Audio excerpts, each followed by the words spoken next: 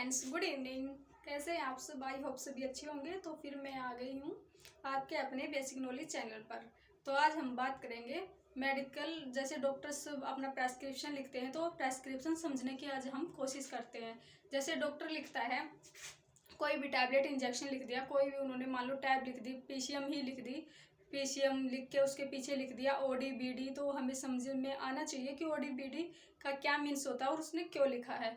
तो आज हम समझते हैं। अगर ओडी लिखते हैं तो ओडी का मीन्स होता है कि वो हमने दिन में एक बार लेनी है, मीन्स 24 घंटे में हमें एक बार लेनी है। ठीक है। तो ऐसे ही जैसे डॉक्टर कोई भी इंजेक्शन लिख देते हैं, मान लो इंजेक्शन लिख दिया पेन 40 mg, तो उसके पीछे लिख दिया बीडी। बीडी का मीन्स होता है कि हमने वो दिन में 2 बार लेना है, मीन्स 24 आवर में 2 बार। और आपको पता है जो अभी एंटासिड होते हैं वो खाली पेट लेते हैं तो ज़्यादा बेटर रहता है। तो उसका हम जैसे भी अपने अकॉर्डिंग टाइम डाल लेते हैं, खाने से 2 या 3 घंटे पहले लेनी होती है ये सब। जैसे हमने ले लिया सुबह 6 बजे ले लिया, शाम को 6 बजे ले लिया ना, 6 AM to 6 PM, तो इस अकॉर्डिंग डाल सकते हो उसमें टाइम। जैसे अब डॉक्टर ने लिख दिया TDS, मान लो पीसीएम ही लेके चलते हैं हम, इंजेक्शन पीसीएम 100 ml डाल दिया TDS में। तो TDS का मीन्स होता है कि हमने वो 24 घंटे में 3 बार पेशेंट को देना है।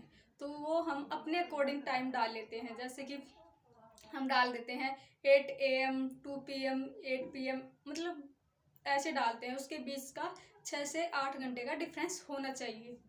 तो ये सब देखते हुए हम अपना डाल लेते हैं। तो उसके बाद डॉक्टर अगर लिखता है कुछ, मतलब कोई भी टैबलेट इंजेक्शन लिख के पीछे लिख देता है QID, तो QID का मीन्स होता है कि वो 24 घंटे में हमने 4 बार पेशेंट को देना है। और बीच का मैंने डिफरेंस बताया, कम से कम 6 से 8 घंटे का डिफरेंस होना चाहिए। तो उसके अकॉर्डिंग हम करते हुए उसको 6 बार जाए कैसे करते हैं, हम अपने अकॉर्डिंग डाल लेते हैं। जैसे 6 से 12 6 से 12 हम ऐसे डाल देते हैं, है ना। तो उसमें हमारा डिफरेंस भी मतलब इक्वल हो जाता है और हम उसको QID में भी दे देते हैं।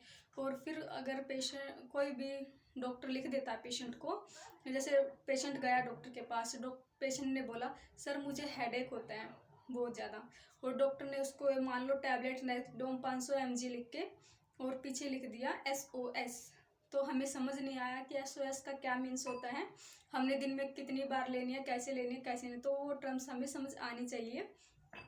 SOS का मीन्स होता है कि जब भी हमें उसकी रिक्वायरमेंट है, जब भी हमें उसकी नीड है कि हाँ मुझे हेडेक हो रहा है, अब ये अनटॉलरेंस हो गया है, तो अब मेरे लिए लेना बहुत ज़रूरी है, तो वो मीन्स होता है SOS। जब भी आपको रिक्वायरमेंट है आपको तब वो मेडिसिन लेनी है। तो ये सब छोटी छोटी टर्म्स हमें समझ आनी चाहिए। इसके लिए ज़रूरी नहीं है कि हमारा मेडिकल से ही होना ज़रूरी है, ये तो बेसिकली सबको पता होना चाहिए ना। तो ये छोटी छोटी चीज़ें हमें बेसिकली पता होनी ही चाहिए, बिकॉज आजकल सब मिनिमम 10th पास तो सभी हैं, क्योंकि वैसे भी सरकार ने चला रखा है कि 9th तक सब पास, और 10th में तो वैसे ही पास हो जाते, कभी लॉकडाउन कभी कुछ, तो पास होना ज़रूरी नहीं है। हिंदी इंग्लिश इतना बेसिकली नॉलेज होना हमें बहुत ज़रूरी है, तो वो सब हमें पता होना चाहिए। आई होप आपको समझ आ गया होगा जो मैं आपको बताना चाह रही थी। So thank you so much. इस पर अप्लाई करना, और वीडियो अच्छी लगे तो लाइक करना। Thank you so much.